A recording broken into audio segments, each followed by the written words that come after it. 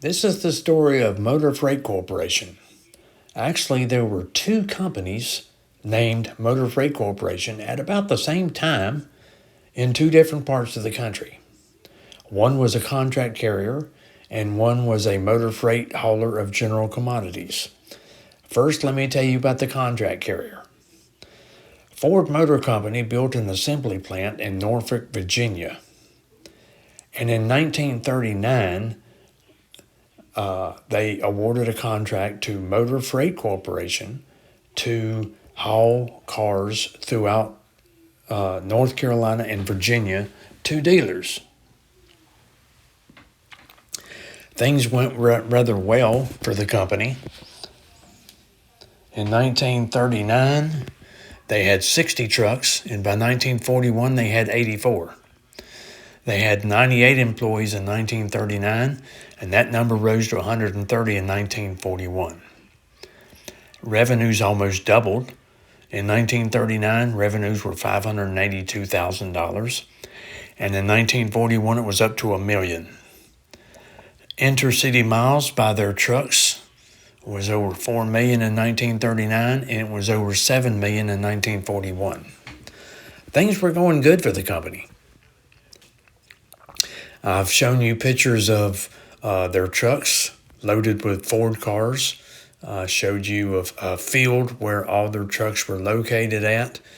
And there was a picture taken of more than 110 of their employees at 1939.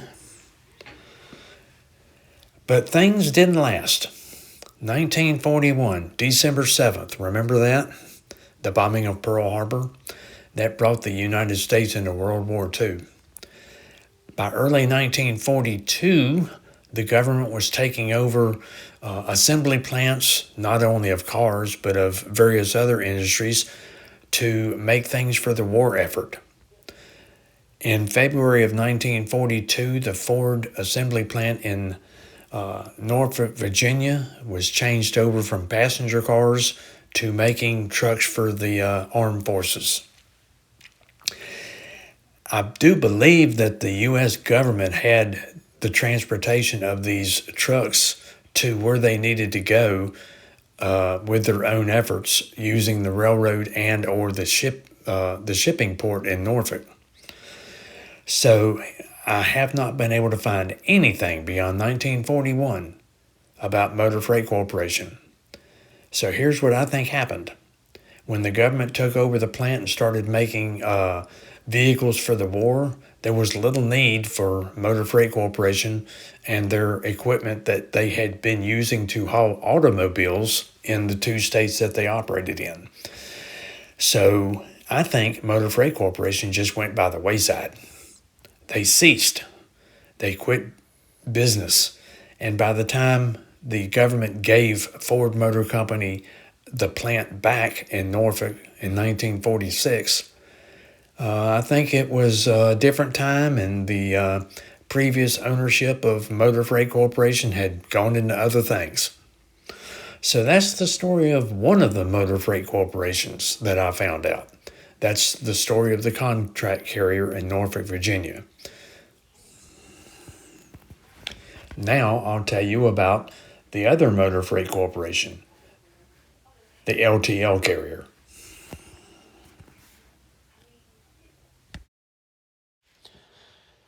Motor Freight Corporation began in 1928 by Harry Adams with one truck operating between Terre Haute and Brazil, Indiana. About a year later, another truck was added and service was extended to Bloomington and Bedford, and a little later to Indianapolis.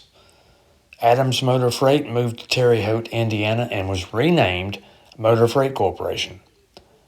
In 1939, the company acquired Southern Freight Lines with authority between Evansville and Chicago. In 1946, authority was acquired to St. Louis. Haeckel's Express was a 1959 major acquisition, giving motor freight access to numerous areas in Ohio. In 1929, 20-door terminals were built in Louisville, Kentucky, and Columbus, Ohio, and a year later, a 65-door terminal and shop was opened in Cincinnati. In early 1967, Durrett Transfer Company of Nashville, Tennessee, was sold to Motor Freight Corporation. In early 1969, Northwest Industries wanted to acquire Motor Freight Corporation. They already owned Chicago and Northwestern Railroad, and the owners of Motor Freight did not want a prolonged battle with the ICC to figure out if a company could own a railroad and a trucking firm at the same time. To prevent a protracted, long legal battle, the owners of Motor Freight found a white knight in B.F. Goodrich Tire Corporation and quickly sold out on March 7, 1969. Also in 1969, Motor Freight contracted to purchase AAA Trucking Incorporated of Columbus, Ohio. Selling to B.F. Goodrich made sense since this was during a period of time when big conglomerates owning trucking companies was the newest thing. Fuqua Industries owned Interstate Motor Freight Corporation, and Gerber Products owned CW Transport, so B.F. Goodrich was not far-fetched. It seemed as if B.F. Goodrich only wanted to save Motor Freight from a long legal battle.